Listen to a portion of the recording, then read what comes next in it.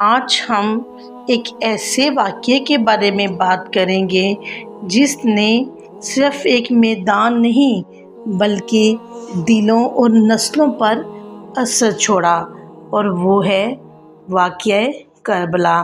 اس سے پہلے آپ سے گزارش ہے کہ آپ میرے چینل کو سبسکرائب کیجیے تاکہ ہر نئی ویڈیو آپ تک پہنچ سکے۔ یہ واقعہ 10 محرم الحرام 61 ہجری کو پیش آیا۔ رسول اللہ صلی اللہ علیہ وآلہ وسلم کے نواسے حضرت امام حسین حق، انصاف اور دین کی سچائی کے لیے کھڑے ہوئے۔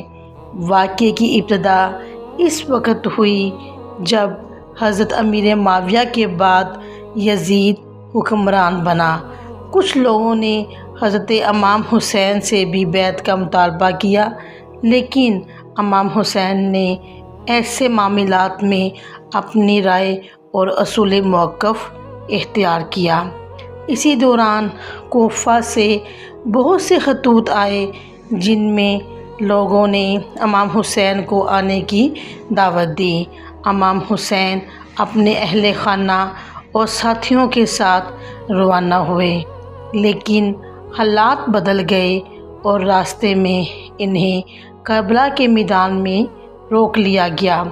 کربلا کی زمین پر ایک ایسا امتحان شروع ہوا جو تاریخ میں ہمیشہ یاد رکھا گیا۔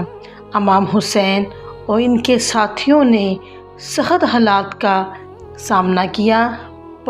پانی کی قلت ہوئی، مشکلات بڑھتی گئیں، لیکن انہوں نے اپنے موقف اور اصول نہیں چھوڑے۔ آخر کار 10 محرم کا دن آیا۔ امام حسین کے کئی ساتھی ایک ایک کر کے جدا ہوتے گئے، مگر صبر، استقامت اور حق پر قائم رہنے کی مثال قائم کرتے گئے۔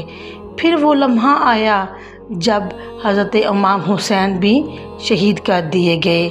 یہ لمحہ تاریخ اسلام کا نہایت غمگین باب سمجھا جاتا ہے، لیکن کربلا صرف ایک جنگ کا نام نہیں۔ کربلا ہمیں یہ سکھاتی ہے کہ حق کے لیے کھڑا ہونا آسان نہیں، لیکن اہم ہے۔ مشکل حالات میں بھی اصول نہیں چھوڑنے چاہیے۔ صبر، ہمت اور سچائی انسان کو بلند مقام دیتی ہے۔ طاقت سے زیادہ کردار کی اہمیت ہوتی ہے۔